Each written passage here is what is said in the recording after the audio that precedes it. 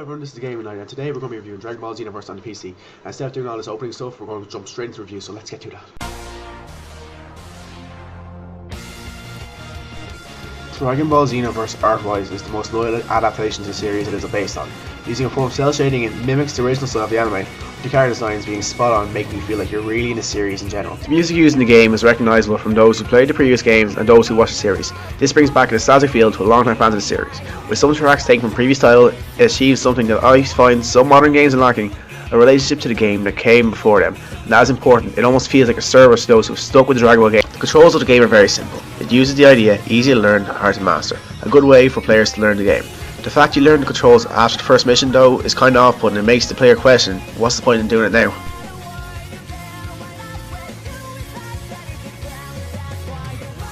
The gameplay of this is how a Dragon Ball game should be. Fun. There's no other way to describe it. Multiple modes like Parallel Quest, the online and offline multiplayers, and the new story are all very nice things, adding to the overall experience. There are tons of ways to customize your characters, from clothes to attacks to some even items and weapons. Your character gets a large choice from razor clothes to create just for this game, and classic clothes that makes you feel like you have a place in this whole entire universe. There are also many attack options, from your classics Kamehameha to the less known as like Scatter Shower Retreat. This makes it so much fun to create the you that you want to be in this game.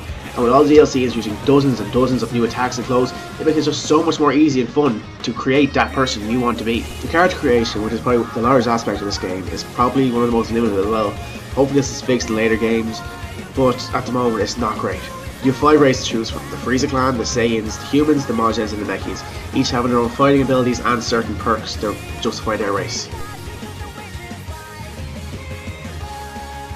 This is a Dragon Ball game, so it does follow the same basic storyline of the previous Dragon Ball games, with some slight alterations. History is changing due to Towa, the sister of the Demon King Deborah, going back in time and causing all these alterations. This is where your created character comes in. Trunks wishing upon the Dragon Balls to bring forth Warrior to help him to protect time and space. From there, you go on, travelling through the Dragon Ball storyline and fixing these errors that have occurred. Is this the perfect game? No. Is it the perfect Dragon Ball game? No. But is it a good Dragon Ball game? Yes. It is on the right way to be one of the best Dragon Ball games up there. It's still not there with its predecessors like Budokai 3, which is, in my opinion, the best Dragon Ball Z game. But it is on its way there, and that is why I recommend people who enjoy the Dragon Ball series to go out there and buy it right now. But those who wouldn't be as big into it, I recommend waiting for it to go on sale, because there is a lot to offer, but not a lot to offer to those who aren't into the series.